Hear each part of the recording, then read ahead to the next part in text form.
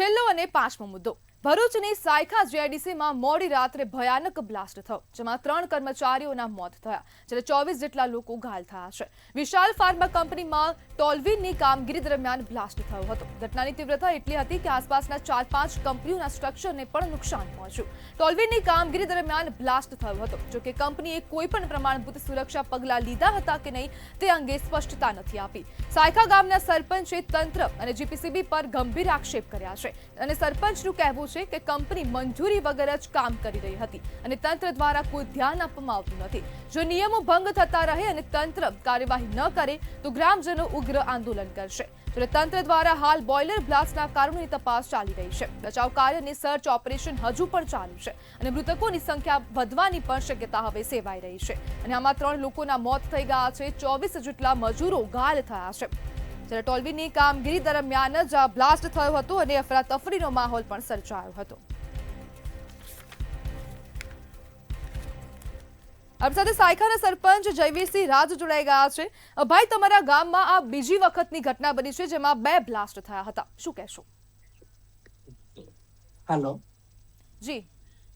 હા, એમાં 2 વાર ઘટના બની છે. 9 ઈજાગ્રસ્ત થયા છે આજે madam. Hello Jayvirbhai. Hello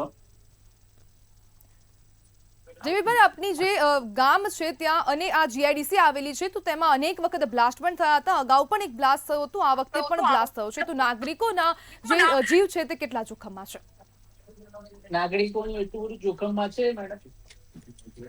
hello જી જયવીરભાઈ. હેલો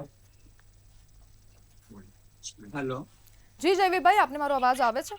અહીંયા આગળ જે કોઈ બી સ્તર પર આપણે જુઓ તો ખાડા ખબોડા જ આવેલા છે. કોઈ જગ્યા પર એવું નથી કે જે રોડ રસ્તા બી સીધા હોય. વસ્તુ અહીંયા આગળ એ થયેલી છે. આજે બી 9 જણના ઈજાગ્રસ્ત છે, એમાં 2 ની ડેથ થયેલી છે. હમણાં GPCB, factory inspector, safety inspector, આ લોકોની કોઈ એવી આ લોકોને પ્રેશરાઇઝ નથી કે ભાઈ તમે આ રીતના કામ કરો. જયવીરભાઈ, હવે જે પ્રકારની આ સમગ્ર ઘટના થઈ રહી છે, આપે આક્ષેપ પણ કર્યા છે કે તંત્ર કોઈ કાર્યવાહી નથી કરતું, જીપીસીબીના અધિકારીઓ પણ કોઈ જ કાર્યવાહી નથી કરતું, તો આપણે શું અગાઉ રજૂઆતો કરી હતી? હા, આગળ બી રજૂઆતો કરી હતી. અમારા ગામના ખેડૂતોએ કરી હતી. આ જે ઇન્ડસ્ટ્રી એરિયા છે અમારો સાયખા, એની અંદરથી બધા 50% કંપની એવી છે કે જે પાણી બહાર કાઢે છે એમનું પોતાનું, અને આજુબાજુના ખેતરોમાં જાય છે. એ બધાનો પાક નુકસાન થયેલી છે. ફળદ્રુપ જમીન છે અમારી, તો બી કોઈ કહેવા તૈયાર નથી એમને. જયવીરભાઈ, અધિકારીઓને આપ રજૂઆતો કરી રહ્યા છો તો અધિકારીઓ શું જવાબ આપી રહ્યા છે? બસ અધિકારીઓ એમનો અમારો ફોલોઅપ લે છે, કરીશું, આવીશું, જોઈશું, આ જ જવાબ હોય છે એમનો. આપે કોઈ ઉચ્ચ સ્તરીય રજૂઆતો કરી છે? ઉચ્ચ સ્તરીય કરીને અમે અમારા ખેડૂતોએ ગામના જીપીસીપી માં ને એમાં રજૂઆતો કરી છે, પણ એનો કોઈ નિકાલ આજ દિન સુધી આવ્યો નથી. પાણીનો સેમ્પલ લઈ જાય છે એ લોકો, સેમ્પલ લઈને પછી કોઈ રિપોર્ટ અમને મળતો નથી. તો આપને શું લાગે છે, જીપીસીબી કેમ નથી સાંભળતું અને વહીવટી તંત્ર તમને જવાબ કેમ નથી આપી રહ્યું?